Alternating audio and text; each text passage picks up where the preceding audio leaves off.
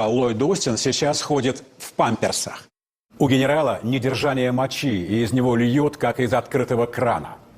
Это медицинский факт.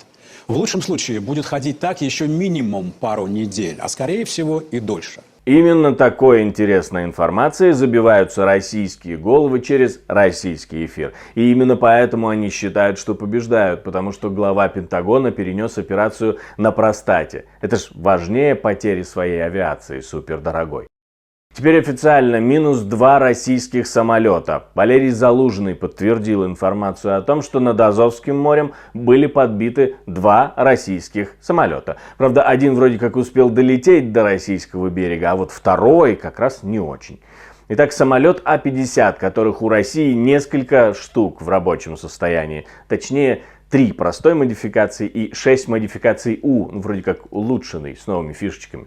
Год назад на белорусском аэродроме был поврежден уже один такой самолет и вроде как даже выведен из строя.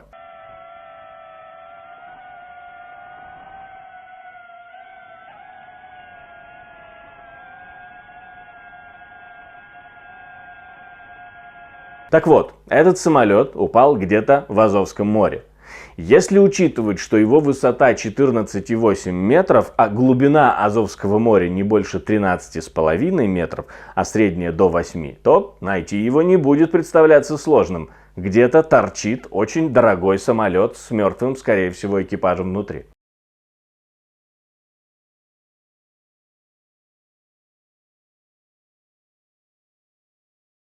Вообще эти самолеты дальнего радиолокационного обнаружения, они выявляют самолеты противника и координируют работу своей авиации. Чем меньше таких самолетов, тем хуже Россия будет видеть в воздухе.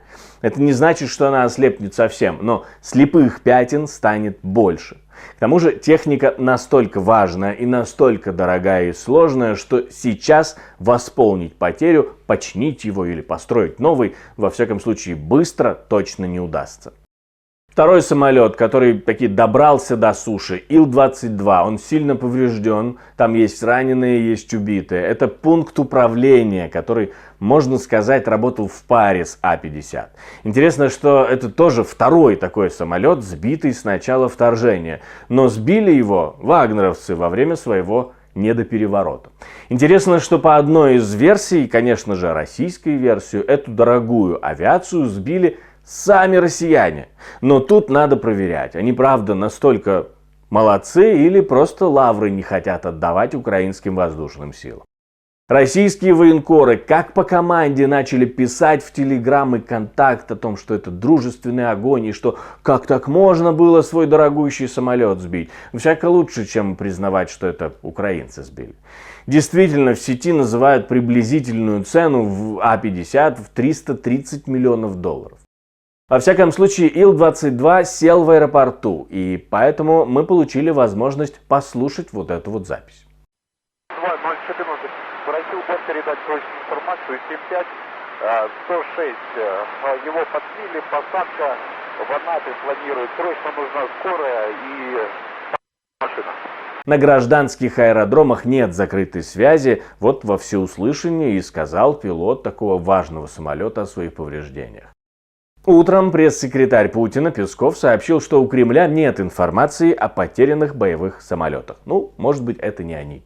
Минобороны РФ не комментировала ситуацию и продолжает ее не комментировать. В принципе, для рядовых россиян не надо ничего объяснять. Но зачем? Есть, правда, предположение, как или чем были сбиты эти самолеты. Ну, если это, правда, российская версия.